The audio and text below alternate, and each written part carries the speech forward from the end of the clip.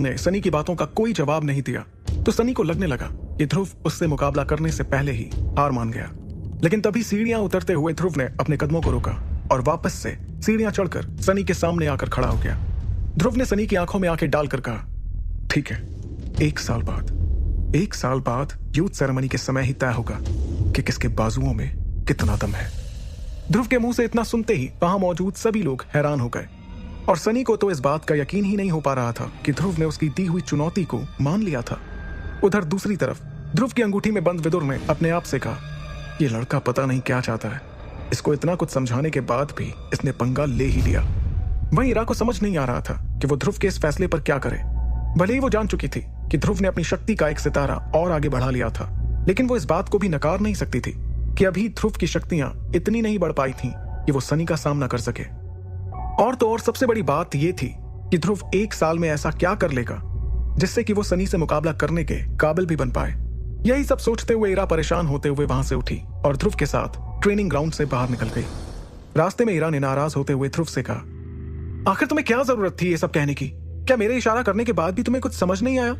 साफ साफ नजर आ रहा था कि सनी तुम्हें उकसाना चाहता था ताकि तुम उसकी बात मान लो और फिर वो सबके सामने तुम्हारा मजाक बनाए। ध्रुव ने अपनी आवाज में भरोसे के साथ जवाब दिया, लेकिन ऐसा हुआ तो नहीं ना? और शायद तुमने इस बात पर गौर नहीं किया कि जब मैंने सनी की चुनौती को मान लिया तो उसके चेहरे का रंग कैसे उड़ गया था और वहां मौजूद लोगों की आंखों में भी मैंने अपने लिए उस भरोसे को देखा जो मुझे 3 साल पहले उन सब की आंखों में नजर आता था। इरा ने दोबारा अपनी उसी नाराजगी को जाहिर करते हुए कहा, ध्रुव, ये सब सुनने में बड़ा अच्छा लगता है, लेकिन मुझे एक बात बताओ कि क्या तुम्हारे पास कोई जादू है जिससे तुम उसकी चुनौती को टक्कर दे पाओगे? इरा की इस बात पर ध्रुव को वो पल अपनी नजरों के सामने नजर आने लगे जब थोड़ी देर पहले इरा सनी को मुकाबले में टक्कर दे रही थी। इरा को इस तरह से सनी का सामना करते हुए देखकर ध्रुव को भी एक पल के लिए ऐसा ही लग रहा था कि कहीं इरा के पास कोई जादुई शक्तियां तो नहीं। अगले ही पल ध्रुव ने इरा से पूछा, वैसे तुम्हारी शक्तियों का राज क्या है? क्या तुम्हारे पास मार्कस के लोगों से अलग शक्तियां हैं? क्योंकि जिस तरह से तुम सनी का मुकाबले में सामना कर रही थी उसे देखकर तो मुझे बिल्कुल भी तुम आम लड़कियों जैसी नहीं लगी। ध्रुव की इस बात पर इरा थोड़ा सा हड़बड़ाने लगी। उसे हड़बड़ाते हुए देखकर ध्रुव को ऐसा लगा जैसे कि उसकी कही हुई बातों में शायद कोई ना कोई सच्चाई जरूर छुपी हुई थी। तभी इरा ने अपनी उस हड़बड़ाहट को छुपाते हुए कहा, ध्रुव, बात को पलटाने की कोशिश मत करो। अब ये सोचो कि आखिर तुम उस सनी का मुकाबला करोगे कैसे? ध्रुव ने इरा को सीधा जवाब नहीं दिया। ये बात करते करते दोनों शौर्य महल पहुंच चुके थे। इरा अपने कमरे में चली गई और ध्रुव इरा के बारे में सोचते हुए महल के सबसे ऊपर बने अपने कमरे में आ गया। थोड़ी देर बाद अपने बेड पर बैठकर पानी पीते हुए उसने अपने आप से कहा, पता नहीं क्यों लेकिन इरा मुझे कभी कभी बहुत ही अजीब लगती है।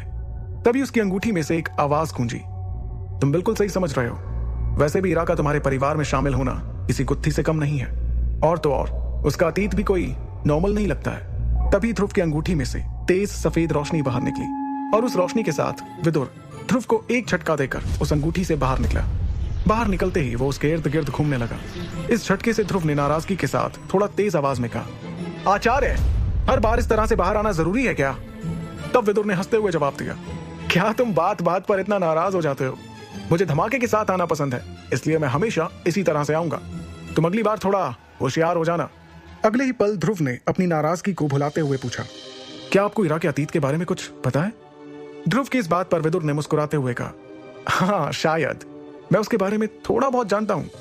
इतना कहते ही विदुर ने ध्रुव के चेहरे पर इरा के बारे में सब कुछ जान लेने की इच्छा को समझ लिया और उसने ध्रुव से कहा, इरा के बारे में अभी तुम्हारे लिए जानना जरूरी नहीं है।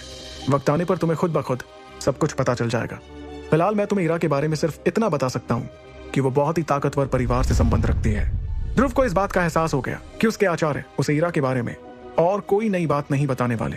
उसने अपने चेहरे से नाराजगी जाहिर करते हुए अजीब सा चेहरा बना लिया और अपनी अलमारी को खोलकर अमृत धारा के जार को देखने लगा। तब विदुर ने उसे तुरंत कहा, उस जार से दूरी बनाए रखो। तुम्हारी शक्तियों को अगले सितारे तक पहुंचाने में अभी हमें उसकी जरूरत पड़ेगी।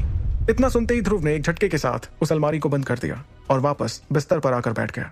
इस बार विदुर ने नाराजगी जाहिर करते हुए कहा, तुम्हें मैंने इतना समझाया फिर भी तुमने आखिरकार उस सनी से पंगा ले ही लिया।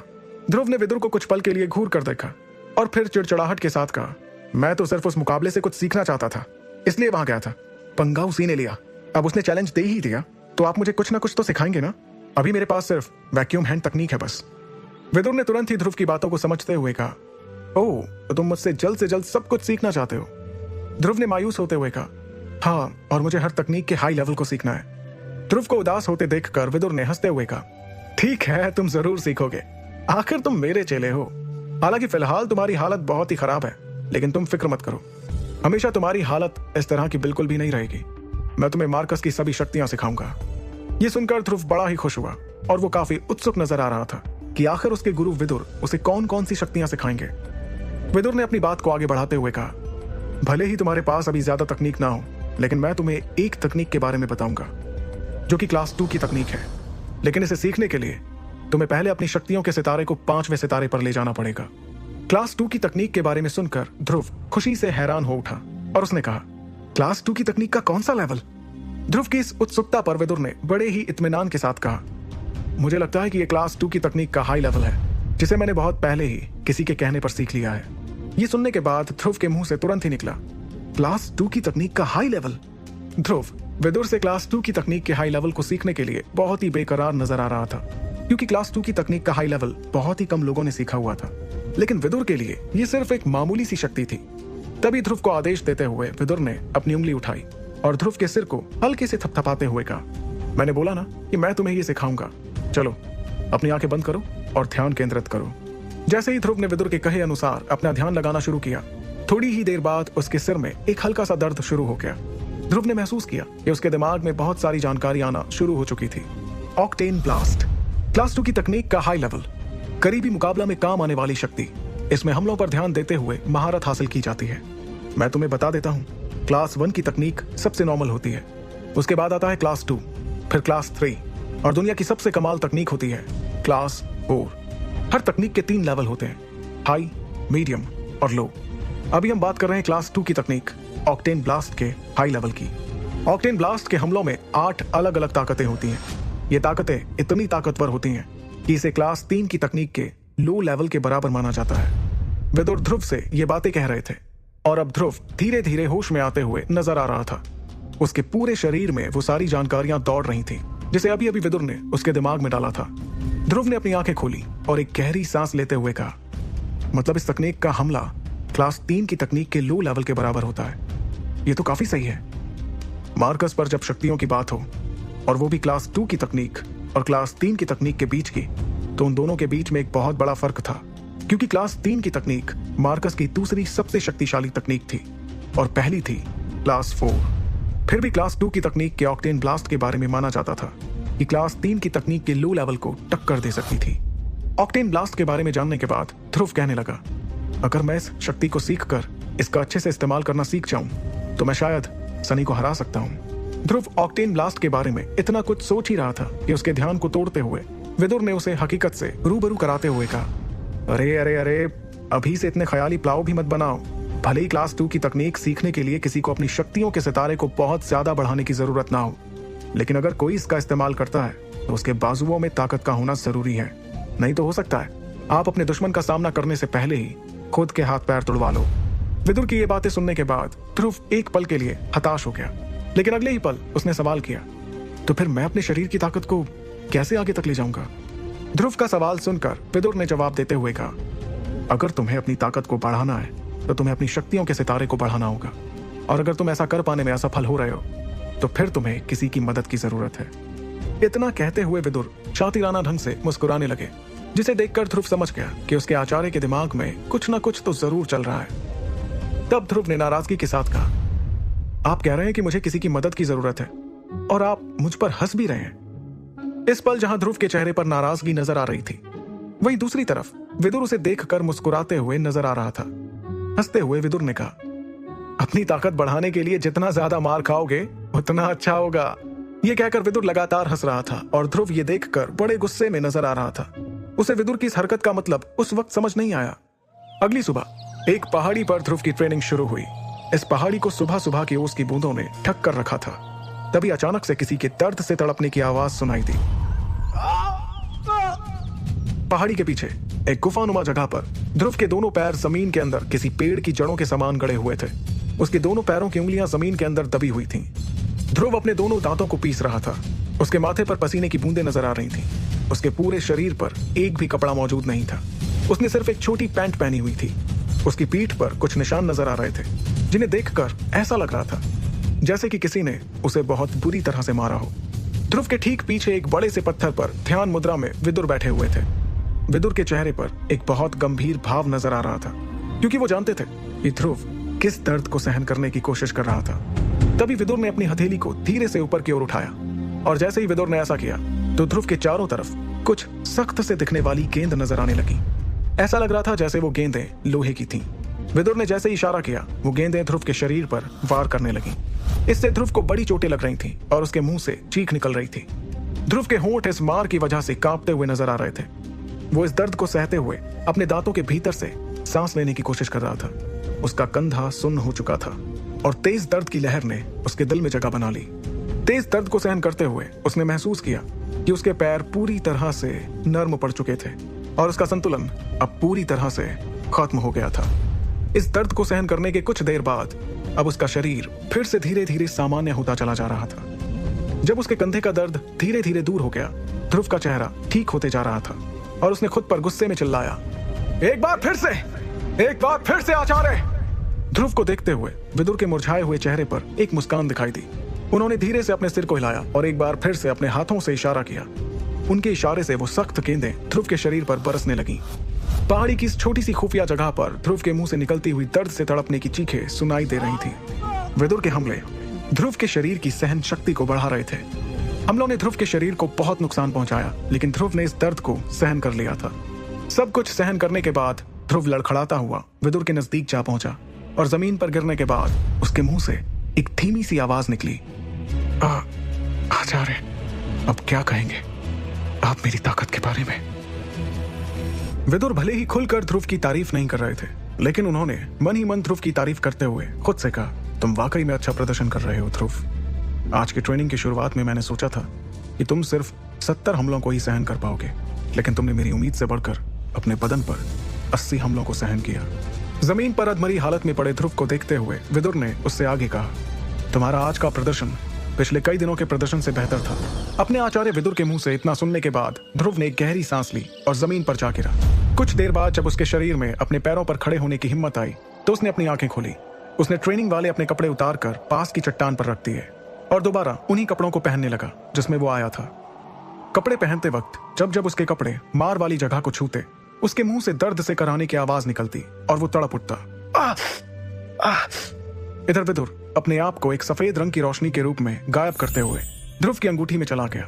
जाने से पहले विदुर ने ध्रुव से एक बात कही जो कि ट्रेनिंग के दौरान कई बार वो कह चुका था, अब जल्दी घर जाओ और जाकर अमृत धारा में अपने आप को डुबा दो, ताकि तुम्हारे शरीर पर लगे हुए सारे घाव भर जाएं और तुम फिर से साधारण नजर आने लगो। अपने गुरुदेव विदुर की बात पर ध्रुव ने हाँ के इशारे में अपना सिर हिलाया और कपड़े पहनने के बाद उस पहाड़ी वाले जंगल के रास्ते से होते हुए शौर्य महल की ओर निकल गया। शौर्य महल पहुंचते ही वो सीधे अपने कमरे में गया। दरवाजा बंद करने के बाद उसने अपने कपड़े उतारे और सीधे अमृत धारा वाले पानी के टब में नहाने के लिए चला गया और अमृत धारा का आनंद लेने लगा। उस टब में नहाने से उसके शरीर पर लगे घाव ठीक हो रहे थे। कुछ देर के बाद उसने अपने शरीर को पूरी तरह से टब में छोड़ दिया। इस दर्दनाक ट्रेनिंग सेशन को सहन करने के बाद ध्रुव अपने शरीर और दिमाग दोनों से पूरी तरह से थक चुका था। इस थकावट की वजह से कुछ ही देर में उसे टब में ही नींद आ गई। जब ध्रुव गहरी नींद में सो रहा था तब अमृत धारा अपना असर दिखा रही थी। वो ध्रुव के शरीर की उन सभी मांसपेशियों को मजबूती दे रही थी जो उस कठिन और दर्दनाक ट्रेनिंग के दौरान कमजोर हो गई थी।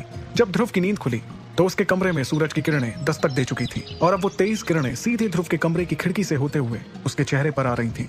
जैसे ही ध्रुव ने अपनी आंखों को खोलने के बाद अमृत धारा से भरे टब से उठने की कोशिश की, उसके शरीर की मांसपेशियां कड़कड़ाने लगी, जिसे महसूस करते हुए उसने अपने आप से कहा, बस इस पल के लिए ही तो मैं ट्रेनिंग के समय इतनी मेहनत करता हूँ ताकि मेरे शरीर में और जान आ पाए।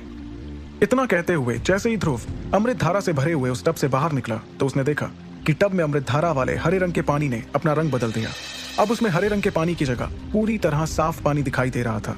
उस पानी को देखकर ध्रुव ने खुद से कहा, मुझे अमृत धारा का और इंतजाम करने के बारे में भी ध्यान रखना जरूरी है। ये सोचते हुए कुछ ही देर में ध्रुव आईने के सामने जाकर खड़ा हो गया। उसे अपने अंदर एक अलग ही शक्ति महसूस हो रही थी। ध्रुव ने अपने आप को आईने में देखकर खुश होते हुए खुद से कहा, अब आखिरकार मैं शक्ति के 5वें सितारे पर हूँ, अब मैं नहीं रुकूंगा। आधे महीने में शक्ति का 4था सितारा और फिर अगले 1.5 महीने में शक्ति के 5वें सितारे को पाना पहले वाले ध्रुव के लिए नामुमकिन था। जिस तरह से ध्रुव अपनी शक्ति को बढ़ाने के लिए कड़ी मेहनत कर रहा था, उसे देखकर ऐसा लग रहा था कि अगले साल तक उसके लिए अपनी शक्ति को 7वें सितारे पर ले जाना कोई ज्यादा मुश्किल का काम नहीं होगा। लेकिन इस बात में भी कोई दो राय नहीं थी कि ध्रुव के साथ जो कुछ भी हो रहा था वो सब कुछ अमृत धारा की बदौलत ही था। क्योंकि ध्रुव इन दिनों जिस तरह की कठिन ट्रेनिंग से होकर गुजर रहा था, बिना अमृत धारा के ये सब सह पाना उसके लिए नामुमकिन था। और शायद बिना अमृत धारा के तो वो ऐसी ट्रेनिंग करते हुए 7वें सितारे तक पहुंचने से पहले ही मर सकता था। ध्रुव ने फिर आईने में खुद को देखते हुए कहा, अगर मुझे अपनी शक्तियों के सितारों को आगे बढ़ाना है तो मेरे लिए फिलहाल सबसे ज्यादा जरूरी है अमृत धारा के लिए फिर से जड़ी बूटियों को इकट्ठा करना। अपने आप से बातें करते हुए ध्रुव बेड पर आकर बैठ गया और अपने पास रखे हुए पैसों को जोड़ते हुए खुद से कहने लगा, मेरे पास अब भी इतने पैसे नहीं है कि मैं अमृत धारा के लिए जरूरी सामान को खरीद सकूं। मुझे अपनी इस हालत पर यकीन नहीं हो रहा है। मैंने कभी सपने में भी नहीं सोचा था कि पैसों की कभी मुझे इतनी ज्यादा जरूरत पड़ेगी। इस बार ध्रुव ने अंगूठी में बंद विदुर से पूछा, आचार्य, मैं आपसे ये पूछना चाहता हूँ कि क्या इस बार हम अमृत धारा बनाने के लिए पिछली बार वाली जड़ी बूटियों में से कुछ जड़ी बूटियों को कम कर सकते हैं? इस बात को नकारते हुए विदुर ने कहा, बेशक तुम चाहो तो आधे से कम जड़ी बूटियां लेकर आओ, लेकिन एक बात याद रख लेना, जिस तरह से तुम्हारी ट्रेनिंग चल रही है तुम्हें ऐसा नहीं करना चाहिए, बाकी तुम्हारी मर्जी। दरअसल ध्रुव भी विदुर के सामने नाटक कर रहा था, क्योंकि उसके पास एक रास्ता तो था, लेकिन वो सीधे तौर पर उसके बारे में अपने गुरुदेव से बात नहीं करना चाहता था। हालांकि इस बारे में वो पहले ही थोड़ी सी जानकारी विदुर को बातों ही बातों में दे चुका था। इस बार मौका पाते ही विदुर सीधे अपनी बात पर आ गया और कहने लगा, आचार्य, क्या आपको याद है कुछ दिनों पहले जब हम इरा और सनी के मुकाबले की प्रैक्टिस देख रहे थे, तब मैंने आपको बताया था कि अमृत धारा के लिए पैसों के इंतजाम के बारे में मैंने कुछ सोचा है। ध्रुव की इस बात पर विदुर पलक झपकते ही अंगूठी से बाहर आ गया और उसके सामने आकर कहने लगा, हाँ, मुझे सब कुछ याद है। मैं यही तो जानना चाह रहा था कि आखिर तुम्हारे इस खुराफाती दिमाग में चल क्या रहा है। तब ध्रुव ने विदुर से कहा, ठीक है आचार्य, मैं आपको सब कुछ बताता हूँ कि मेरे दिमाग में क्या चल रहा है। पहले आप मुझे ये बताइए कि क्या आपके अलावा भी कोई इस अमृत धारा को बना सकता है? ध्रुव की इस बात पर विदुर ने तुरंत जवाब देते हुए कहा, अरे ये कैसी बात कर रहे हो तुम ध्रुव? मार्कस पर कई तरह की जड़ी बूटियां हैं और उनको सही मात्रा में मिलाने से ही कोई इस तरह की अमृत धारा बना सकता है। अगर ये मात्रा कम या ज्यादा हो जाए तो ना जाने क्या से क्या बन सकता है और उसका तुम्हारे शरीर पर कोई जोखिम भरा असर भी हो सकता है, जो तुम्हें शायद अभी नहीं लेकिन बाद में पता चलेगा। विदुर इन बातों के बारे में बता ही रहा था कि तभी ध्रुव ने उन्हें बीच में ही टोकते हुए कहा, आचार्य, मुझे ये पता है कि जड़ी बूटियों को गलत तरीके से मिलाने से नुकसान हो सकता है। मैं बस ये जानना चाहता हूँ कि क्या आपके अलावा भी कोई है जो इस अमृत धारा को बना सकता है? इस बार विदुर ने थोड़ा मुंह बनाते हुए कहा, हाँ, हो भी सकता है। विदुर के इतना कहते ही ध्रुव किसी सोच में पड़ गया। अगले ही पल विदुर ने आगे कहा, लेकिन मुझे नहीं लगता कि इस पूरे वुहान साम्राज्य में मेरे अलावा कोई और भी होगा जो इतनी बढ़िया अमृत धारा बना सके। इस बात को कहते समय विदुर की आंखों में गर्व झलक रहा था। विदुर की बात सुनकर ध्रुव ने खुश होते हुए कहा, आचार्य, आप तो कमाल हो। मुझे आपसे यही उम्मीद थी। मेरे दिमाग में जो चल रहा है वो ये है कि हम इस अमृत धारा की नीलामी करवाएंगे। जब इसकी ऊंचे दामों पर बोली लगेगी तो हमारे पास पैसों की कमी नहीं होगी। हम उन पैसों से अच्छी तादाद में जड़ी बूटियां खरीदेंगे और अपने लिए और अमृत धारा बनाएंगे। ध्रुव की इस बात पर विदुर के चेहरे पर कोई खास खुशी नजर नहीं आ रही थी, क्योंकि इस तरह की चीजों को बनाने वाला कभी अपनी तैयार की गई किसी चीज को बेचना ठीक नहीं समझता था। विदुर ने सपाट लहजे में ध्रुव से कहा, अगर तुम्हें यही ठीक लगता है तो देख लो, तुम्हारी मर्जी है। मैं कुछ नहीं कहना चाहता इसमें। जब ध्रुव ने जान लिया कि इस अमृत धारा की नीलामी से विदुर को कोई परेशानी नहीं है तो वो खुश हुआ और उसके पास अब जितने पैसे बाकी थे उससे उसने कुछ जड़ी बूटियों को खरीदने के बारे में सोचा। कुछ ही देर में ध्रुव बाजार में पहुंचकर बहुत ही जल्द वो जड़ी बूटियां खरीद कर ले आया, जिससे विदुर ने फिर से अमृत धारा बना ली। लेकिन सस्ती जड़ी बूटियों से इस बार विदुर ने जिस अमृत धारा को बनाया था उसका रंग पहले वाले हरे रंग के मुकाबले बहुत ही बेकार सा नजर आ रहा था। इस अमृत धारा को एक छोटी सी शीशी में सुरक्षित रखने के बाद आखिरकार ध्रुव ने एक गहरी सांस लेते हुए कुछ देर के लिए अपनी आंखें बंद कर ली। कुछ देर बाद ध्रुव ने अपनी आंखें खोली और अपने पास सुरक्षित रखी हुई उस शीशी को लेकर मैसेडोरिया शहर की सबसे बड़ी नीलामी वाली जगह पर जाने के लिए निकल गया। दरबार नीलामी घर मैसेडोरिया शहर का सबसे बड़ा नीलामी घर था, जिसे वुहान साम्राज्य के सबसे रईस खानदानों में से एक दरबार परिवार संभालता था। दरबार परिवार वुहान साम्राज्य के सबसे शक्तिशाली परिवारों में से एक था। इस परिवार के सभी से रिश्ते भी बहुत अच्छे थे, यहाँ तक कि कुछ लोगों का यह भी मानना था कि उनका वुहान साम्राज्य में एक अलग ही दबदबा था। वुहान साम्राज्य में जिस तरह से जयान परिवार का दबदबा था, ठीक उसी तरह से दरबार परिवार का भी दबदबा था। उनके दबदबे का असर नीलामी के वक्त भी देखने को मिलता था। चाहे कितना भी फायदा हो या नुकसान, कोई भी दरबार परिवार के खिलाफ जाने की हिम्मत नहीं करता था। इधर दूसरी तरफ ध्रुव नीलामी घर के ठीक सामने आकर खड़ा हो गया था। अगले ही पल उसके दिमाग में कुछ आया। वो पास वाली गली से अंदर गया और वहां से अपने मुंह पर एक काले रंग का नकाब डालकर निकला। इस नकाब के साथ साथ ध्रुव ने अपना पूरा का पूरा हुलिया ही बदल लिया था। उसने सिर से पैर तक काले रंग के कपड़े पहन लिए थे, जिससे अब वो पहले से थोड़ा तगड़ा भी नजर आ रहा था। उसे इस हुलिये में अब कोई भी पहचान नहीं सकता था। अब ध्रुव ने एक राहत की सांस ली, लेकिन ऐसा बिल्कुल भी नहीं था, कि अपना हुलिया बदलने के बाद ध्रुव बेपरवाह हो गया था, बल्कि वो इस बात को बहुत अच्छे से जानता था कि जब लोगों को इस अमृत धारा के बारे में पता चलेगा तो इस बात को बहुत ही होशियारी से संभालना होगा, क्योंकि शायद वो इस बात को समझ चुका था कि जब इस अमृत धारा के बारे में शहर के दलों को पता चलेगा तो हर कोई इसे पाने की ख्वाहिश रखेगा। हर कोई चाहेगा कि अमृत धारा की मदद से उनका दल और भी ज्यादा शक्तिशाली हो जाए। अमृत धारा को पाने की चाह में कोई ना कोई उस तक पहुंचने की कोशिश करेगा, इसलिए ध्रुव ने अपना हुलिया बदलने का ये रास्ता चुना था। एक बार फिर से नीलामी घर के ठीक सामने खड़े होने के बाद ध्रुव ने पूरे भरोसे के साथ उस नीलामी घर में कदम रखा। हालांकि उस नीलामी घर के बाहर कुछ सैनिक खड़े नजर आ रहे थे, लेकिन किसी ने भी ध्रुव का रास्ता रोकने की हिम्मत नहीं की। नीलामी घर में जाने के बाद ध्रुव ने बहुत ही जल्द अपनी नजरों को इधर उधर दौड़ाना शुरू कर दिया और तभी उसकी नजर एक कमरे पर गई। उस कमरे पर लिखा हुआ था इंस्पेक्शन रूम। ये वही जगह थी जिसकी ध्रुव को तलाश थी। जैसे ही ध्रुव ने उस कमरे के अंदर अपने कदमों को बढ़ाया तो उसने देखा कि पूरा का पूरा कमरा खाली था। तभी उसकी नजर एक अधेड़ उम्र के आदमी पर गई, जिसे देखकर ध्रुव ने दरवाजा खटखटाते हुए कहा, क्या मैं अंदर आ सकता हूँ? ध्रुव की आवाज जैसे ही उस आदमी के कानों में पड़ी, वो अपनी जगह से उठकर ध्रुव के करीब आया। ध्रुव का पहनावा देखकर उसे थोड़ा अजीब लगा, लेकिन अगले ही पल उसने ध्रुव से पूछा, क्या आप यहाँ पर किसी चीज की जांच के लिए आए हैं? ध्रुव ने भारी भरकम आवाज में जवाब दिया, हाँ बिल्कुल। दरअसल ये भारी आवाज ध्रुव की नहीं बल्कि उसकी अंगूठी में बंद विदुर की थी। इसके बाद ध्रुव कमरे के अंदर चला आया और उसने उस आदमी के सामने अमृत धारा की शीशी निकाल कर रख दी। उस आदमी ने अमृत धारा की शीशी को उठाया और उसे गौर से देखते हुए सूंघने लगा। अगले ही पल उसके चेहरे के हाव भाव बदल गए और उसने ध्रुव को इज्जत देते हुए पूछा, क्या ये आपने बनाया है? उसके सवाल पर विदुर की आवाज आई, हाँ इसे मैंने तैयार किया है। क्या मैं पूछ सकता हूँ कि ये क्या है और इसके क्या फायदे हैं? उसके सवाल पर पूरे आत्मविश्वास के साथ विदुर की आवाज आई, अमृत धारा। आप इसे अमृत धारा कह सकते हैं। ये लोगों की शक्तियों को बढ़ाने में मदद करता है, लेकिन ये सिर्फ एकलव्य रैंक को हासिल करने तक ही काम आएगा। इतना जानने के बाद उस आदमी ने हैरानी के साथ कहा, तो क्या सच में ये एकलव्य रैंक हासिल करने में मदद करता है? आपको विश्वास है? उस आदमी ने ये बात इसलिए दोहराई क्योंकि मार्कस में हर कोई एक बात जानता था, और वो बात ये थी कि एकलव्य रैंक को हासिल करने के लिए अगर किसी दवा का इस्तेमाल किया जाए तो रैंक पर पहुंचने से पहले आपकी जान भी जा सकती थी। ऐसा इसलिए क्योंकि एकलव्य रैंक के पहले आपके शरीर की ताकत बहुत ही कम होती है और हो सकता है दवाई का असर आपके शरीर पर इतना ज्यादा हो जाए कि आप इसे झेल ना पाओ और आपकी जान चली जाए। यही बात सोचते हुए वो आदमी ध्रुव को घूर रहा था। वो इसकी बोली लगवाने के लिए सहमत भी था और नहीं भी। ये देखकर ध्रुव थोड़ा परेशान हो गया। उस आदमी के चेहरे के हाव भाव को भांप कर ध्रुव की आड़ लेते हुए विदुर ने अंगूठी में से ही कहा, आप जैसा सोच रहे हैं मेरी अमृत धारा बिल्कुल भी वैसी नहीं है। इस अमृत धारा के जरिए शक्ति के सितारे को बढ़ाने में काफी मदद मिलेगी। ये ट्रेनिंग के दौरान इंसान की घायल मांसपेशियों को बहुत ही जल्द मजबूत कर देती है, जिससे कि आप अपनी ट्रेनिंग को आगे भी जारी रख पाते हैं। इससे किसी को कोई भी नुकसान नहीं होगा। इतना सुनने के बाद उस आदमी ने शीशी को वापस मेज पर रख दिया और कहा, क्या आप थोड़ी देर के लिए रुक सकते हैं? उसके इतना कहते ही एक पल के लिए ध्रुव सोच में पड़ गया और विदुर से कहने लगा, आचार्य कहीं ऐसा तो नहीं कि इस आदमी को अमृत धारा के बारे में कुछ पता चल गया है और अभी हमारे खिलाफ किसी साजिश को अंजाम देने के बारे में सोच रहा हो? ये सुनकर तुरंत विदुर ने धीमी आवाज में जवाब देते हुए कहा, अरे इतना घबराओ मत, ऐसी कोई बात नहीं है, पहले उसकी पूरी बात तो सुन लो। तभी उस शख्स ने अपनी बात को पूरा करते हुए कहा, दरअसल इस दवा को परखने के लिए मुझे किसी खास आदमी को बुलाना होगा। ये सुनने के बाद अब ध्रुव को विदुर की बातों पर यकीन हुआ और उसने हाँ के इशारे में अपना सिर हिलाते हुए कहा, जी ठीक है, आप इसे परखने के लिए जिसे चाहे बुला सकते हैं। इतना कहते हुए ध्रुव वहीं पास में रखी हुई कुर्सी पर जाकर बैठ गया। उस शख्स के कमरे से बाहर जाने के बाद भी ध्रुव और विदुर ने होशियारी से काम लिया और उस इंस्पेक्शन रूम में बिना एक दूसरे से बात करते हुए चुपचाप बैठे रहे, क्योंकि दोनों अपनी पहचान को किसी के भी सामने उजागर नहीं करना चाहते थे। कुछ ही देर में वो आदमी अपने साथ एक और आदमी लेकर इंस्पेक्शन रूम में वापस आ गया।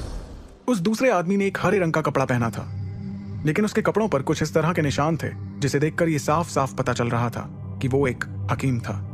उस आदमी ने उस हकीम का परिचय देते हुए कहा, मैं आपको बताना चाहूंगा कि ये हमारी नीलामी घर के चरक गुरु हैं, जो महादक्ष रैंक हासिल कर चुके हैं, यानी शून्य, एकलव्य और दक्ष रैंक से भी आगे। साथ ही साथ ये हकीम भी हैं, इसलिए इन्हें चरक गुरु कहते हैं। चरक गुरु की पहचान जानने के बाद ध्रुव थोड़ा सा हैरान हो गया। ऐसा पहली बार था जब उसने अपनी आंखों के सामने विदुर की तरह ही किसी औषधि बनाने वाले हकीम को देखा था। चरक गुरु के चेहरे पर एक अहंकार वाली मुस्कुराहट नजर आ रही थी, एक ऐसी मुस्कुराहट जो कि अमूमन हर हकीम के चेहरे पर होती ही थी। जिस वक्त ध्रुव चरक गुरु को गौर से देख रहा था, उसी समय चरक गुरु भी ध्रुव को समझने की कोशिश में लगा हुआ था। मार्कस पर हकीम शक्तिशाली तो थे ही, साथ ही साथ वो तरह तरह की औषधि बनाने में माहिर हुआ करते थे, इसलिए उनकी सभी इज्जत करते थे। चरक गुरु ने ध्रुव की उस शीशी को उठाया और उसे ध्यान से देखने लगा। उसने उस शीशी के ढक्कन को खोला और उसकी खुशबू को सूंघकर कुछ समझने की कोशिश की। अगले ही पल उसने शीशी की कुछ बूंदों को एक कांच की ट्यूब में डालकर उसमें एक पाउडर मिलाया, जिससे उसका रंग बदलकर और गहरा हरा हो गया। उस अमृत धारा की सिर्फ 2 बूंदों को परखने के बाद ही चरक गुरु के चेहरे का रंग उड़ गया था। अब उसकी नजरों में ध्रुव की अहमियत बढ़ गई थी। चरक गुरु ने उस आदमी के पास जाकर उससे कहा, यह अमृत धारा बढ़िया है, इन्होंने जो भी इसके बारे में बताया सब सच है। चरक गुरु से इतना जानने के बाद उस आदमी के चेहरे पर एक राहत नजर आई। उसने गहरी सांस ली और ध्रुव के पास आकर बोला, क्या आप इस अमृत धारा की नीलामी के बारे में सोच रहे हैं? उस आदमी के इतना कहते ही ध्रुव ने बिना देर किए तुरंत जवाब दिया, हाँ, आपने बिल्कुल ठीक कहा, मैं इसकी नीलामी के बारे में ही सोच रहा था। क्या आप इसकी नीलामी जल्द से जल्द करा सकते हैं? ध्रुव की इस उत्सुकता को देखते हुए उस आदमी ने तुरंत ध्रुव के हाथों में एक काला कार्ड थमाते हुए कहा, हाँ जरूर, क्यों नहीं, आप इस कार्ड को अपने पास रख लीजिए और उस हॉल की ओर चले जाइए। इस वक्त हॉल में नीलामी चल ही रही है। अगर सब कुछ ठीक रहा तो आपकी इस अमृत धारा को भी वहां पर कोई ना कोई खरीदार जरूर मिल जाएगा। उसके इतना कहते ही ध्रुव ने हाँ के इशारे में अपना सिर हिलाया और जरा भी देर ना करते हुए उस काले रंग के कार्ड को लेकर हॉल की ओर अपने कदमों को बढ़ाने लगा। ध्रुव के इंस्पेक्शन रूम से निकलने के तुरंत बाद वो आदमी चरक गुरु के पास गया और धीरे से उससे पूछने लगा, चरक गुरु, क्या सही में वो आपको कोई हकीम नजर आता है? उनकी बात पर चरक गुरु ने तुरंत जवाब दिया, हाँ, वो सही में एक हकीम है। उसकी आवाज में जो भरोसा नजर आ रहा था उससे मुझे साफ लग रहा है कि वो झूठ नहीं बोल रहा था। इतना कहने के बाद चरक गुरु ने कुछ सोचते हुए आगे कहा, लेकिन मुझे ये समझ नहीं आ रहा है कि वो आखिर आया कहां से है, क्योंकि जहां तक मुझे मालूम है मेसोडोरिया शहर में ऐसा तो कोई हकीम है ही नहीं जो कि एकलव्य रैंक को हासिल करने के लिए अमृत धारा को बना सके। चरक गुरु की इस बात पर उस शख्स ने तुरंत सवाल करते हुए कहा, अगर आप कहें तो मैं उसके बारे में कुछ पता लगाने की कोशिश करूं। यह सुनकर चरक गुरु ने बिना देर किए कहा, नहीं नहीं, अभी नहीं, सभी हकीम बड़े ही अजीबोगरीब तरह के होते हैं। अगर उसे इस बात की जरा भी भनक लग गई कि कोई उसकी जासूसी कर रहा है तो फिर वो और भी ज्यादा सतर्क हो जाएगा। फिलहाल ऐसा कोई भी कदम गलती से भी मत उठाना। इतना कहने के बाद चरक गुरु ने उस आदमी के पास आकर धीरे से कहा, तुम उसके लिए कुछ ऐसा करो जिससे कि उसे हमारी नीलामी से कोई ना कोई फायदा पहुंचे, और इसके लिए तुम्हें क्या करना है मेरे ख्याल से तुम इस बारे में अच्छे से जानते हो। उस आदमी ने एक शातिर मुस्कान के साथ कहा, जी मैं समझ गया, आपका मतलब क्या है, काम हो जाएगा। इंस्पेक्शन रूम से बाहर जाने से पहले चरक गुरु ने उस आदमी से कहा, और हाँ, एक बात हमेशा याद रखना, भले ही अमृत धारा लाने वाला वो शख्स हमारा अच्छा दोस्त ना बन पाए, लेकिन हमें ऐसी कोई गलती नहीं करनी है जिससे कि वो हमारा दुश्मन बन जाए, वरना नतीजा ना तुम जानते हो और ना ही मैं। उधर दूसरी तरफ नकाबपोश ध्रुव ने उस हॉल के अंदर अपना कदम रखा जहां नीलामी चल रही थी। इस बड़े से हॉल में रोशनी कम और अंधेरा ज्यादा था। हॉल के बीचों बीच लाल रंग का गाउन पहने एक लड़की खड़ी थी। उस लड़की के ठीक ऊपर रोशनी का एक गोल घेरा पड़ रहा था और पूरे हॉल में सिर्फ उस लड़की पर ही रोशनी थी। उस लड़की के वहां पर खड़े होते ही लोगों की तालियों की गड़गड़ाहट से पूरा हॉल गूंज रहा था। इस माहौल को देखकर ध्रुव भी हैरान रह गया। हॉल के बीचों बीच लाल गाउन में खड़ी वो लड़की किसी भी चीज की नीलामी के लिए अपनी आकर्षित कर देने वाली मीठी आवाज का इस्तेमाल कर रही थी। ये उसकी आवाज का जादू ही था जो एक साधारण सी चीज की कीमत को भी आसमान तक पहुंचा देता था। हॉल में ध्रुव ने अपनी नजरों को चारों तरफ दौड़ाया और अपने लिए ऊपर की तरफ एक खाली जगह ढूंढकर बैठ गया। इस जगह पर बैठकर ध्रुव अब उस लड़की को अच्छे से देख पा रहा था। वहां बैठने के थोड़ी देर बाद आसपास से आती आवाजों को सुनकर उसे इस बात का अंदाजा लग गया कि नीलामी में आए आधे से ज्यादा लोग सिर्फ उस लड़की को देखने के लिए ही वहां पर आए हुए थे। ये लड़की दरबार महल की हर नीलामी को संभालने वाली सायरा दरबार थी। मेसोडोरिया शहर में सायरा की खूबसूरती के चर्चे चारों तरफ फैले हुए थे। उसका गोरा रंग, पतली गर्दन और तीखे नयन नक्श से किसी की नजर नहीं हटती थी, और वो जो कुछ भी पहनती उसमें वो किसी भी अप्सरा से कम नहीं लगती थी। हॉल के बीचों बीच खड़ी सायरा को देखने के बाद ध्रुव ने हॉल में बैठे सभी लोगों की तरफ नजरें घुमाना शुरू किया। तभी उसकी नजर एक ऐसे शख्स पर पड़ी जिसे देखकर वो पूरी तरह से हैरान हो गया और उसके मुंह से निकला, बाबा यहाँ पर? अपने पिता अरेंद्र को वहां देखने के बाद कुछ वक्त के लिए उसकी नजरें उन पर ही ठहर गईं और उसने मनी मन में कहा, क्या बाबा को भी इस लड़की में कोई दिलचस्पी है जो वो यहाँ पर आए हुए हैं? लेकिन अपने पिता को लगातार हैरानी से देखने के बाद अगले ही पल उसे इस बात का एहसास हुआ कि वो उनके बारे में गलत सोच रहा था। क्योंकि अरेंद्र की नजर सायरा पर नहीं बल्कि नीलामी के लिए आने वाली किसी चीज का इंतजार कर रही थी। ध्रुव ने अपने पिता की तरफ देखते हुए अपने आप से कहा, आखिर बाबा इस नीलामी में क्या लेने आए हुए हैं। थोड़ी देर में ध्रुव की नजरें उसी मैसेडोरिया शहर के 2 दूसरे दल, आमिश दल और लश्कार दल के लीडर्स पर गई। उन सभी को वहां पर देखने के बाद ध्रुव ने कुछ सोचते हुए खुद से कहा, आखिर इस हॉल में ऐसी कौन सी चीज की नीलामी होने वाली है जिसके लिए इन सभी दलों के लीडर्स को नीलामी में आना पड़ा। हो ना हो कोई खास बात तो जरूर है जो ये तीनों एक साथ यहाँ पर दिखाई दे रहे हैं। उन्हें देखने के बाद एक बार फिर से ध्रुव की नजर सायरा पर गई और उसने इस बार उसे देखते हुए मन ही मन में कहा, मुझे तो लगता है कि इस लड़की की खूबसूरती और आवाज का जादू ही कुछ ऐसा होगा जिससे हर कोई इसकी ओर खिंचा चला आता होगा। नीलामी के वक्त जब बोली लगाने वाले लोगों को ये देखती होगी तो उस समय यहाँ का माहौल कुछ और ही हो जाता होगा। ध्रुव सायरा के बारे में मन ही मन ये सब कुछ सोच ही रहा था कि उसने देखा कि सायरा ने अपने दोनों हाथों को मिलाते हुए 2 बार ताली बजाई। उसका ये इशारा मिलते ही वहां रखी एक मेज पर रखे लाल रंग के कपड़े पर सफेद रंग की रोशनी पड़ी। उस लाल रंग के कपड़े के नीचे कुछ रखा हुआ था। अगले ही पल सायरा की मीठी आवाज उस हॉल में गूंजी, ये आप सभी के लिए है। आज नीलामी घर में एक अनमोल चीज नीलामी के लिए आई है। मैं उम्मीद करती हूँ कि यहाँ बैठे सभी लोगों को ये चीज बहुत ही दिलचस्प लगेगी और आज उसकी बोली बहुत ऊंचाई तक पहुंचेगी। सायरा के अगले ही इशारे पर एक लड़की उस मेज के पास पहुंची और उस चीज को ढके हुए लाल रंग के कपड़े को हटा दिया, जिससे सबकी नजरों के सामने ध्रुव की लाई हुई अमृत धारा की वो हरे रंग की शीशी दिखाई देने लगी। सायरा ने अपने कदमों को उस शीशी की ओर बढ़ाया और उसे अपने हाथों में उठाने के बाद हॉल में बैठे हुए हर शख्स को वो हरे रंग की अमृत धारा दिखाने लगी। हॉल में बैठे सभी लोगों की नजरें इस वक्त सायरा के हाथ में मौजूद उस अमृत धारा की शीशी पर टिकी हुई थी। सभी लोगों का ध्यान तोड़ते हुए सायरा ने अपनी मीठी आवाज में कहा, अमृत धारा, इस शीशी में आप लोगों को जो हरे रंग के पानी जैसी चीज नजर आ रही है उसे अमृत धारा कहते हैं। यह अमृत धारा एकलव्य रैंक के नीचे के लोगों के लिए बहुत ही फायदेमंद है। एकलव्य रैंक को हासिल करने के लिए जो लोग मेहनत कर रहे हैं उनकी ट्रेनिंग में ये बहुत मदद कर सकती है। अगर यहाँ बैठे लोगों में से कोई अपने बच्चों या पोते पोतियों को जल्द से जल्द एकलव्य बनते हुए देखना चाहता है तो ये उन लोगों के लिए बिल्कुल सही चीज है। सायरा के मुंह से निकलने वाले एक एक शब्द ने उस हॉल में आए हुए सभी लोगों को उसकी बातों पर सोचने के लिए मजबूर कर दिया था। सायरा नीलामी के दौरान जैसे जैसे लोगों को अमृत धारा के बारे में बताई जा रही थी सभी उसकी बातों में खोते जा रहे थे, लेकिन कुछ लोग ऐसे भी थे जो इस अमृत धारा के बारे में जानना चाहते थे। उन्हीं में से किसी एक ने सायरा से सवाल किया, अमृत धारा तो क्या ये सही में शक्तियों के सितारे को जल्दी जल्दी बढ़ाने में मदद करती है? इस सवाल के जवाब में सायरा ने बड़े ही प्यार से मुस्कुराते हुए कहा, जी हाँ, बिल्कुल सही। इस अमृत धारा की जांच हमारे चरक गुरु ने की है। इसे अपनी शक्तियों को बढ़ाने के लिए इस्तेमाल किया जा सकता है। इसमें किसी को कोई भी परेशानी नहीं होगी। इस बात के लिए मैं आप सभी को भरोसा दिलाती हूँ। सायरा ने जैसे ही अमृत धारा पर भरोसा दिलाने के लिए चरक गुरु का नाम लिया, उसके बाद जिन लोगों को इस पर थोड़ा बहुत शक हो रहा था अब उन्होंने भी इस बारे में सवाल उठाने बंद कर दिए। यहाँ हर कोई जानता था कि चरक गुरु की जांच की हुई औषधि कभी भी गलत साबित नहीं हो सकती थी। यहाँ तक कि हॉल में मौजूद तीनों दलों के लीडर्स भी चरक गुरु को बहुत मानते थे।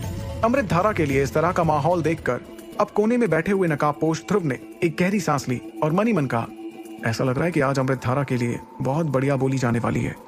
मन ही मन खुद से इतना कहने के बाद ध्रुव का ध्यान अपने पिता अरेंद्र की ओर गया। उसने अपने पिता के चेहरे को ध्यान से देखने के बाद गौर किया कि वो शायद अमृत धारा में दिलचस्पी ले रहे थे।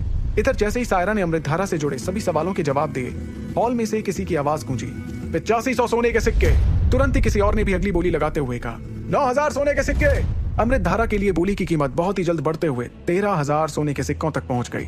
भले ही इस अमृत धारा को खरीदने के लिए शुरुआत में अरेंद्र के चेहरे पर काफी दिलचस्पी नजर आ रही थी, लेकिन इस वक्त वो सिर्फ बोलियों की कीमतों के थमने का इंतजार करते हुए दिखाई दे रहे थे। हॉल में नीलामी की कीमत धीरे धीरे बढ़ती चली जा रही थी।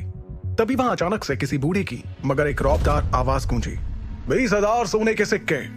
नीलामी की इस बोली को सुनते ही जब हॉल में बैठे सभी लोगों ने उस आवाज की ओर अपनी नजरें घुमाई तो उन्हें वहां एक बूढ़ा आदमी बैठा हुआ दिखाई दिया। उस आदमी की एक आंख पर आधा दूरबीन नुमा चश्मा लगा था। यह आदमी कोई और नहीं बल्कि आमिश दल का प्रमुख अबराल आमिश था। उसकी इस रौबदार आवाज के बाद कुछ देर के लिए नीलामी हॉल में सन्नाटा सा छा गया, क्योंकि वहां मौजूद आधी से ज्यादा लोगों में आमिश दल के बराबर बोली लगाने का दम नहीं था। आमिश दल के प्रमुख अबराल आमिश के इस बोली लगाने पर वहीं मौजूद दूसरे किसी शख्स ने अपनी रौबदार आवाज में उसका मजाक उड़ाते हुए कहा, अरे अबराल, मुझे नहीं मालूम था कि तुम्हें भी इसकी जरूरत है। वैसे तुम्हें नहीं लगता कि इसके लिए तुम्हारी उम्र कुछ ज्यादा हो चुकी है? इतना कहते हुए वो शख्स हंसने लगा। उसकी बात का जवाब देते हुए अबराल ने कहा, अरे लश्कार दल के लीडर ममराज लश्कार, मैं इस अमृत धारा को अपने पोते के लिए भी तो खरीद सकता हूँ। अबराल की इस बात पर ममराज ने अपनी शातिर हंसी के साथ कहा, अच्छा, फिर तो मैं भी अपने पोते के लिए इसे खरीदने के बारे में सोच सकता हूँ। चलो तो फिर देखते हैं कि तुम्हारे पोते की किस्मत में क्या लिखा है। इतना कहने के बाद ममराज ने तेज आवाज में कहा, 22,000 सोने के सिक्के। उसके इतना कहते ही अबराल ने उस अमृतधारा के लिए बोली लगाते हुए कहा, 23,000। इस पर तुरंत ममराज लश्कार ने भी अपनी बोली की कीमत बढ़ा दी और कहा, 25,000। वैसे ममराज लश्कार और अबराल आमिश दोनों अपने अपने दल के प्रमुख थे और दोनों में दोस्ती भी थी, लेकिन जहां पैसों की बात आ जाए तो दोनों अपना अपना रंग दिखाना शुरू कर देते थे। ये दोनों साथ मिलकर चौरे दल के प्रमुख को परेशान करने का कोई भी मौका नहीं छोड़ते थे, क्योंकि इनकी नजर चौरे दल के कब्जे में मौजूद हर चीज पर थी। मगर आज ये दोनों अमृतधारा की बोली लगाने के लिए इस तरह से लड़ते हुए नजर आ रहे थे जैसे कि एक ही रोटी के टुकड़े के लिए दो कुत्ते आपस में लड़ते हैं, जिससे कि अमृतधारा की बोली अब 31,000 सोने के सिक्कों तक जा पहुंची थी। तभी पूरे हॉल को हैरान करते हुए एक दमदार आवाज में अगली बोली गूंजी, 40,000। ये बोली सुनकर नीलामी हॉल में बैठे सभी लोगों के साथ साथ आमिश दल और लश्कार दल के दोनों लीडर भी दंग रह गए।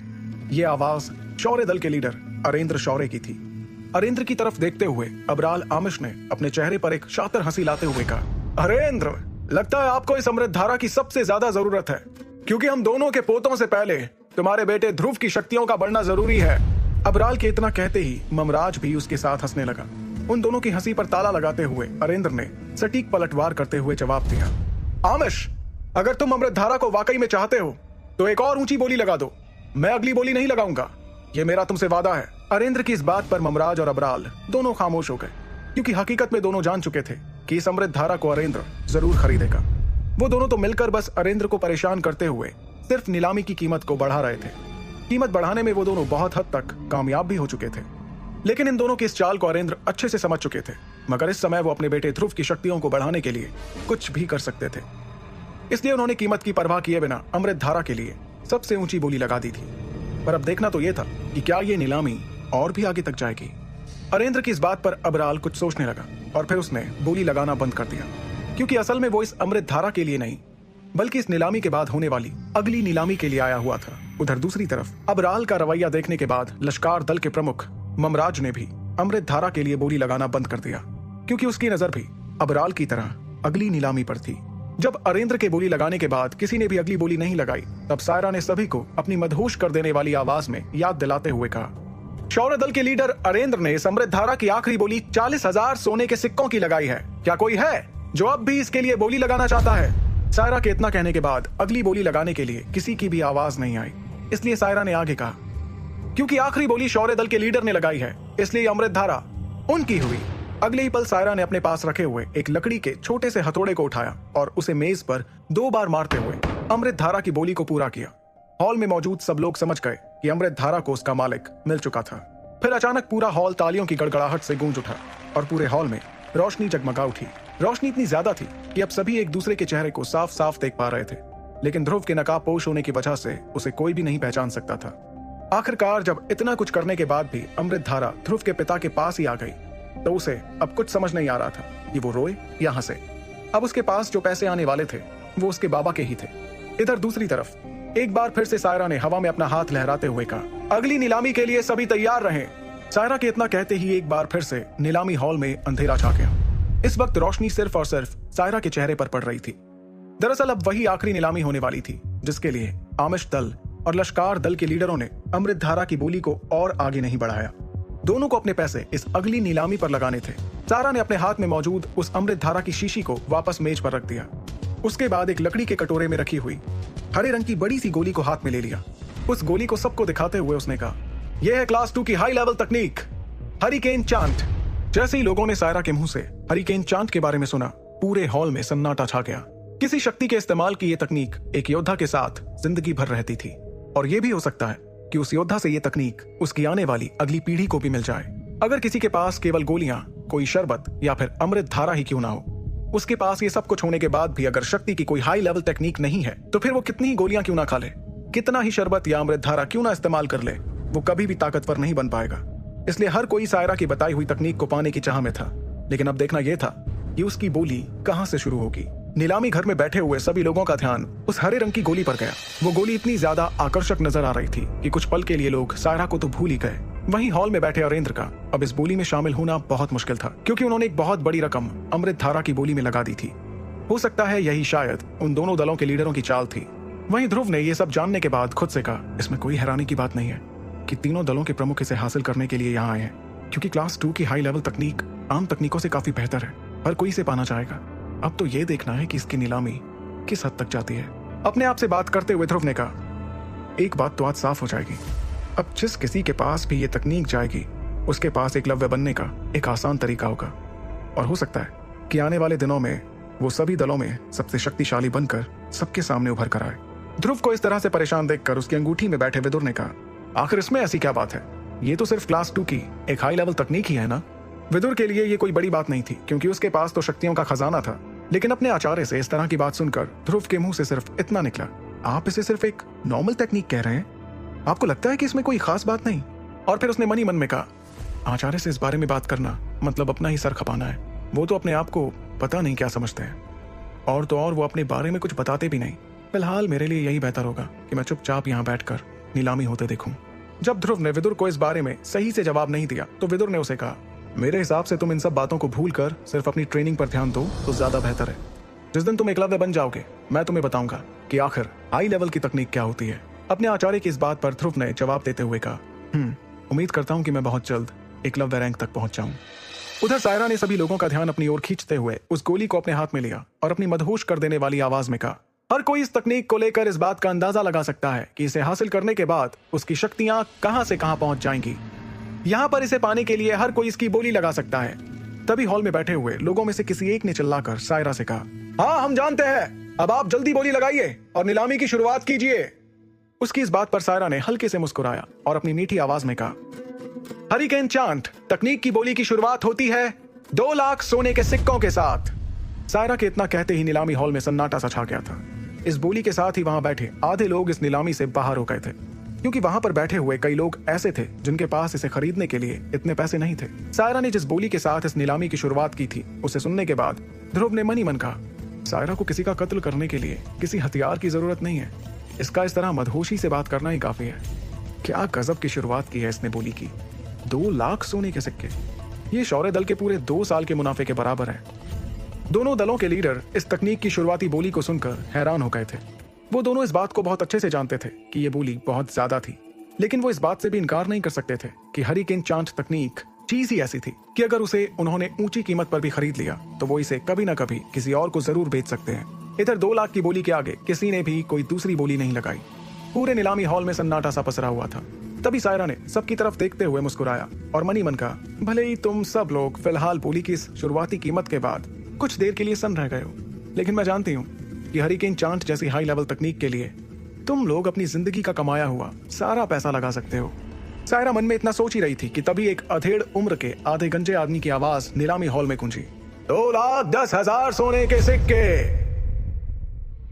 अरेंद्र ने जैसे ही उस बोली लगाने वाले शख्स की ओर देखा तो उसे नजर आया कि वो तो एक व्यापारी था। इस व्यापारी की मिसोडोरिया शहर में हथियारों की दुकान थी और उसने लगभग पूरे हथियारों के बाजार पर अपना दबदबा बनाकर रखा हुआ था। हालांकि वो तीनों दलों के लीडरों से मुकाबला नहीं कर सकता था, लेकिन फिर भी वो काफी ताकतवर था। उस हथियारों के व्यापारी की बोली लगाने के तुरंत बाद किसी की एक बार और बोली लगाने की आवाज गूंजी, 2,30,000 सोने के सिक्के। जब हॉल में मौजूद सभी लोगों ने उसकी ओर देखा तो सबको पता चला कि ये भी मैसेडोरिया शहर का एक बहुत बड़ा व्यापारी था। इस व्यापारी की बाजार में दवा की कई दुकानें थी। ये भी तीनों दलों के लीडरों से मुकाबला तो नहीं कर सकता था, लेकिन यह व्यापारी भी काफी शक्तिशाली था। इस दवा व्यापारी को हथियार के दुकान वाले व्यापारी ने घूर कर देखा और नीलामी की अगली बोली के लिए जोर से चिल्लाया, 2,40,000। ये बोली सुनने के बाद नीलामी घर में तालियों की गड़गड़ाहट होने लगी। आखिरकार जब दोनों व्यापारी एक दूसरे को बोली लगाने के बाद घूर रहे थे, तभी उन दोनों के कान में अगली बोली की आवाज गूंजी, 3 लाख।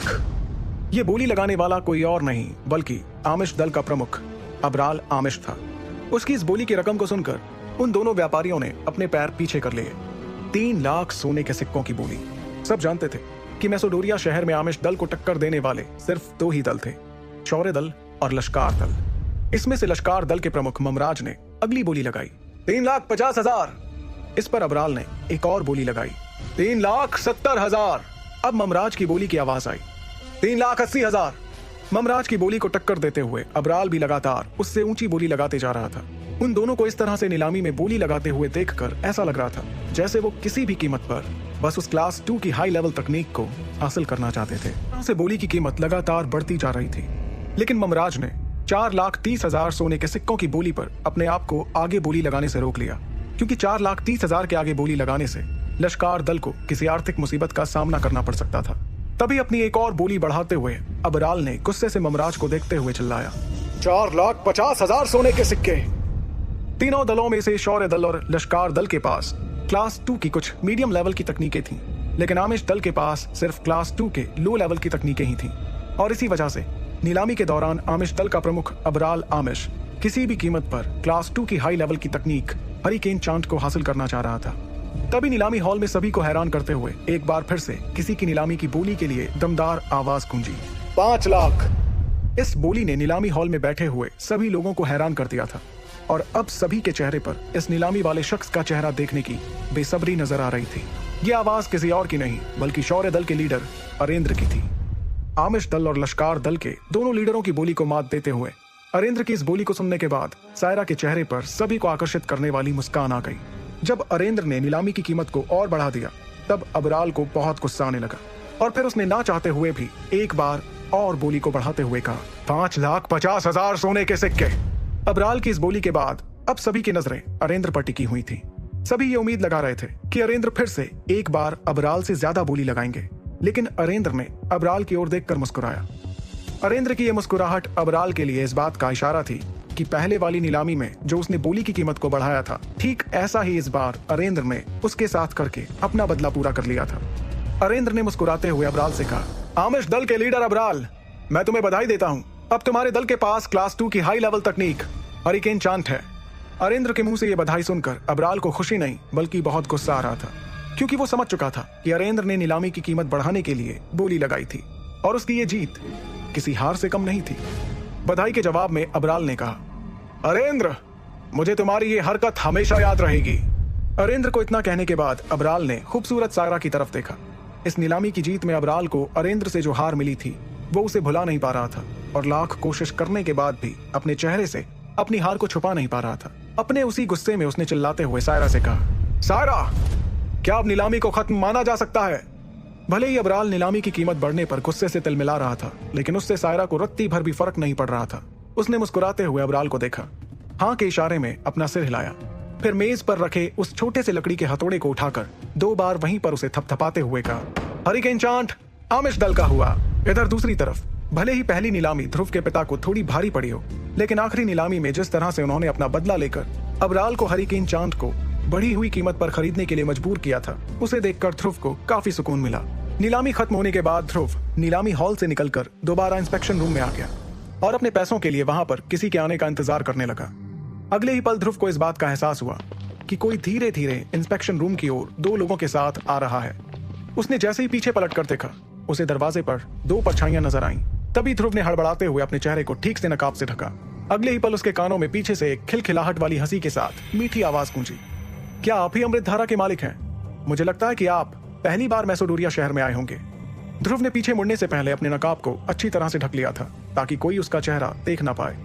फिर जैसे ही ध्रुव ने पलट कर देखा तो उसे लाल रंग के कपड़ों में वही लड़की नजर आई जो नीलामी हॉल में बोली लगवा रही थी। सायरा का गोरा रंग, लंबी पलकों में छुपी बड़ी बड़ी आंखें और गुलाब की पंखुड़ियों जैसे गुलाबी होंठ किसी को भी उसका दीवाना बनाने के लिए काफी थे। ध्रुव सायरा को गौर से देख ही रहा था कि अगले ही पल उसे अंगूठी में से विदुर की आवाज आई, हम यहाँ किसी काम के लिए आए थे ध्रुव। अगर तुमने सायरा को जी भर के देख लिया हो तो अब मैं उससे जरा काम की बात कर लूं। विदुर का इशारा समझने के बाद ध्रुव ने सायरा की बात पर हाँ के इशारे में अपना सिर हिलाया। अब ध्रुव और सायरा एक दूसरे के ठीक सामने बैठे हुए थे। नकाबपोश ध्रुव की आड़ में विदुर ने सायरा से कहा, हाँ, अमृतधारा का मालिक तो मैं ही हूँ, लेकिन एक सच ये भी है कि आपकी वजह से अमृतधारा की नीलामी हो पाई है। इसके लिए मैं आपका तहे दिल से शुक्रिया अदा करता हूँ। क्या हम अब पैसों की बात कर सकते हैं? ध्रुव की ओर से आए इस जवाब से सायरा को थोड़ा अजीब सा लगा, क्योंकि जो भी उससे बात करता था उसकी खूबसूरती में खो जाता था, लेकिन ध्रुव सायरा के चेहरे की तरफ देखे बिना ही उससे बात कर रहा था, मानो उस पर सायरा की खूबसूरती का कुछ भी असर नहीं हो रहा था। फिर भी सायरा ने मुस्कुराते हुए कहा, पैसों की आप चिंता मत कीजिए, लेकिन अभी उसके लिए आपको थोड़ा इंतजार करना होगा, क्योंकि अभी अमृतधारा की कुछ कागजी कार्रवाई करना बाकी है। नकाबपोश ध्रुव को देखते हुए सायरा ने मन ही मन में सोचा, आखिर ये है कौन, कहां से आया है और इसने अपने मुंह को नकाब से क्यों छुपा रखा है? जब बहुत कोशिश करने पर भी उसे ध्रुव के बारे में कुछ भी पता नहीं चल पा रहा था, तब सायरा ने अपने पास खड़े चरक गुरु की ओर देखा और सीधे ध्रुव से पूछा, मैंने आज तक किसी ऐसे हकीम को नहीं देखा जिसके पास अपनी खुद की पहचान ना हो। क्या मैं तुम्हारा नाम जान सकती हूँ? सायरा के सवाल पर ध्रुव एक पल के लिए थोड़ा सा हड़बड़ा गया। मौके को संभालते हुए विदुर ने ध्रुव की ओर से थोड़ी सख्त आवाज में कहा, अगर मुझे पैसों की जरूरत है और मैं उसके लिए खुद चलकर तुम्हारे पास आया हूँ, तो इसका ये मतलब तो नहीं है कि मुझे अपना नाम भी बताना ही होगा। ध्रुव की बातों से सायरा को समझ आ गया कि वो अपने बारे में कुछ भी बताना नहीं चाहता था। तब सायरा ने उसकी नाराजगी को समझते हुए कहा, कोई बात नहीं, मैं तो सिर्फ तुम्हारा नाम जानना चाहती थी, लेकिन अगर तुम अपने बारे में कुछ भी बताना नहीं चाहते तो कोई बात नहीं, मैं तुम्हें किसी चीज के लिए मजबूर नहीं करूंगी। इतना कहते हुए सायरा धीरे से मुस्कुरा दी। उसी वक्त ध्रुव की नजर सायरा के गोरे पैर पर पड़ी। भले ही ध्रुव सायरा के सामने उसकी खूबसूरती की तारीफ नहीं कर रहा था, लेकिन उसे सायरा से बात करने का मन तो कर रहा था, क्योंकि वो जानता था कि आने वाले समय में उसे सायरा की बहुत ज्यादा जरूरत पड़ सकती थी। ध्रुव ने अपने आप से कहा, मुझे सायरा को समझने की जरूरत है। वो सिर्फ एक देखने की चीज नहीं है, बल्कि वो एक सबसे बेहतरीन नीलामी करवाने वाली एक कलाकार है। एक ऐसी कलाकार जो अगर पत्थर को भी अपने हाथ में रखकर नीलामी के लिए खड़ी हो जाए तो देखते ही देखते उसकी कीमत आसमान छू जाएगी। सायरा से बात करने के दौरान ध्रुव काफी चौकन्ना था, क्योंकि वो जानता था कि सायरा तरह तरह की बातें करते हुए उसके बारे में ज्यादा से ज्यादा बातें पता करना चाहती थी। वहीं जब सायरा अपने मकसद में कामयाब नहीं हुई तो उसने सीधे सीधे उसके बारे में जानने की कोशिश की। विदुर ने बड़ी ही चालाकी से सायरा और चरक गुरु के सवालों का जवाब भी दिया और खुद के बारे में उन्हें रत्ती भर भी खबर नहीं लगने दी। ध्रुव इस बात को अच्छे से जानता था कि अगर उसके साथ विदुर नहीं होता तो ये सब कुछ संभव नहीं हो पाता। विदुर के चालाकी से बात करने की वजह से सायरा को ध्रुव के बारे में कुछ भी पता नहीं चल पाया। जब सायरा भी इस बात को समझ गई कि वो अपने बारे में कुछ भी नहीं बताना चाहता था, तो सायरा ने भी उसके बारे में अब कुछ भी पूछना बंद कर दिया। अगले ही पल सायरा ने अपने पास से एक क्रिस्टल कार्ड निकाला, जिस पर दरबार परिवार का एक निशान बना हुआ था। सायरा ने मुस्कुराते हुए उस क्रिस्टल कार्ड को ध्रुव की ओर बढ़ाते हुए कहा, ठीक है, अगर तुम अपने बारे में कुछ भी नहीं बताना चाहते हो तो ना सही, लेकिन इस क्रिस्टल कार्ड को अपने पास रख लो। ये दरबार नीलामी महल का VIP कार्ड है। इस कार्ड के जरिए तुम मार्कस पर किसी भी दरबार नीलामी महल से नीलामी में रखी चीजें खरीद सकते हो। और इस कार्ड की एक खासियत यह भी है कि इससे आपको नीलामी में खरीदी हुई सभी चीजों पर लगने वाले 5% टैक्स की बजाय सिर्फ 2% टैक्स ही देना होगा। सायरा के मुंह से VIP कार्ड के बारे में इतना कुछ सुनकर ध्रुव ने चुपचाप उस कार्ड को ले लिया। उसे लग रहा था कि कभी ना कभी उसे इस कार्ड की जरूरत जरूर पड़ने वाली है। जैसे ही ध्रुव ने कार्ड लेने के लिए अपना हाथ आगे बढ़ाया, उसके हाथ को देखकर सायरा हैरानी में पड़ गई।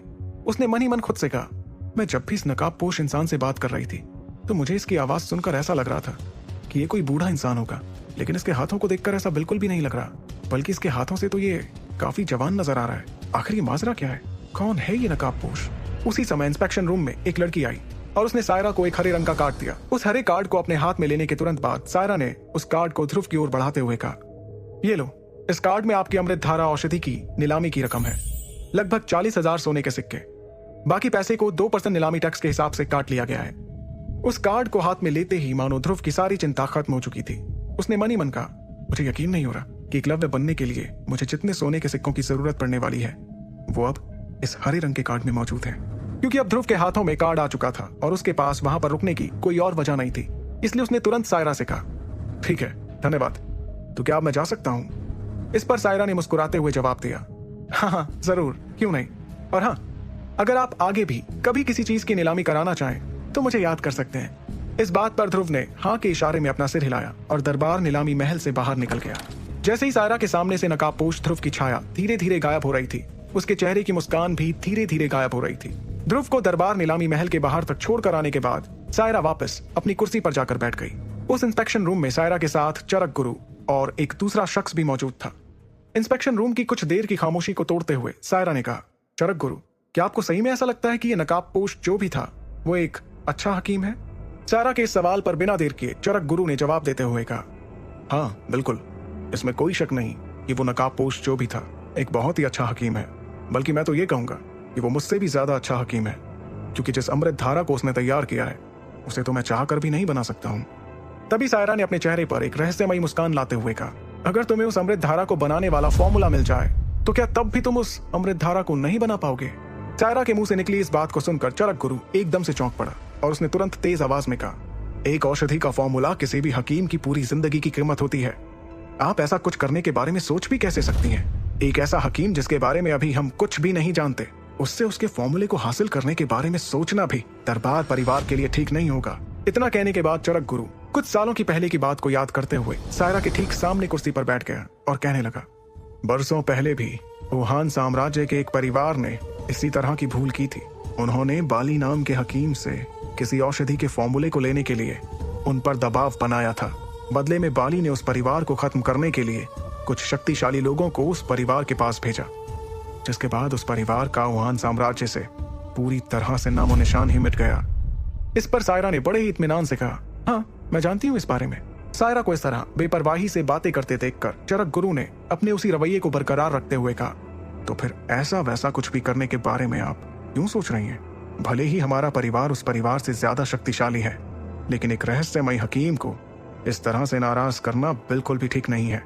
उससे दोस्ती का हाथ आगे बढ़ाइए और फिर देखिए वो किस तरह से आपको तरह तरह की औषधि नीलामी के लिए बना कर देता रहेगा। चरक गुरु की बात सुनकर सायरा कुछ सोचने लगी, लेकिन अभी भी उसको देखकर इस बात का अंदाजा लगा पाना मुश्किल था कि आखिर वो ध्रुव के बारे में क्या सोच रही थी।